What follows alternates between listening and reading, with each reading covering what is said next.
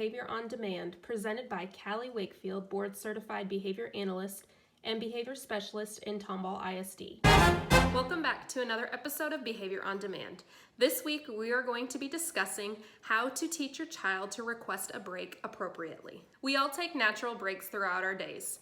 Think about when you're at work. How many times do you stand up from your desk or walk down the hallway to get a drink of water or to say hi to a coworker? Now let's talk about our students. Our students like to take breaks too. However, sometimes their breaks do not look as appropriate as our natural breaks do throughout the day.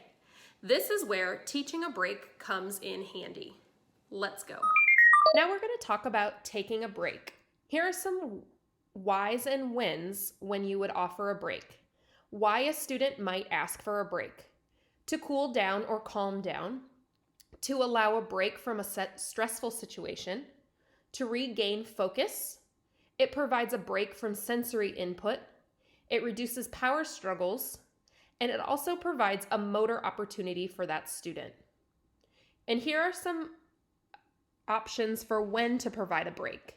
When the child is becoming argumentative, when the child is refusing to follow direction, when challenging behavior starts to escalate, to refocus a child on the task, when the child is becoming overly emotional or physically upset, and also when agitation or fidgety movements begin.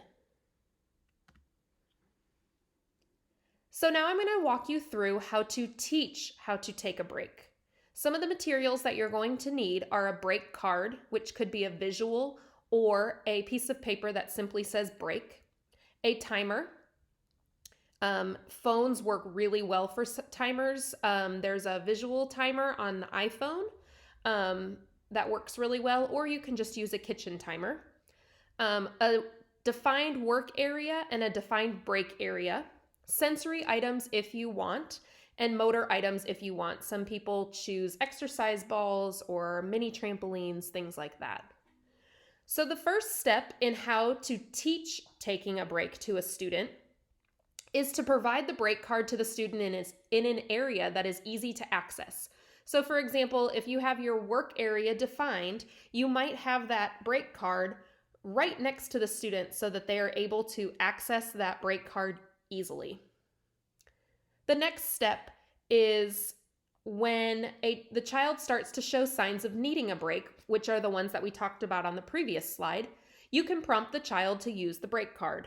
At first, this prompting level may look like a full physical, so you are grabbing that student or that child's hand and physically prompting them to hand you the break card. And it can go all the way down to, just a natural cue of gesturing or a verbal or a point or something like that to that break card. The next thing is you want to have the student hand the break card to you. This signals that they are handing off that break card, kind of like a transition to that break time. Set the timer for no more than 5 minutes. We want to make sure that a scheduled break is no longer than 5 minutes, because then it becomes more of a playtime, or 5 minutes is kind of that threshold that we want to stay under. Allowing the student to take a break from the task. So we're not putting any demands on that on the child when they are on break. And then when that timer goes off, the child will come back to the work area independently or with prompting again, like I talked about that level of prompting earlier. When the child returns to the work area, we want to make sure that we're providing praise to that child upon returning to the work area, so that child knows that they did a good job of transitioning to break and then off back to a task after that timer went off.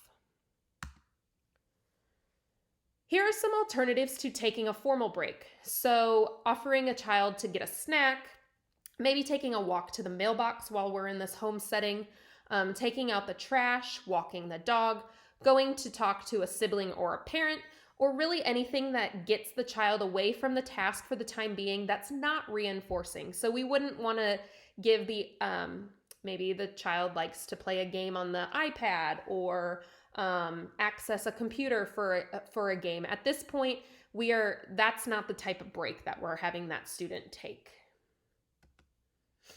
So here are some FAQs about breaks or with breaks. While the child is learning how to request a break appropriately, you're going to be granting every request that child is making.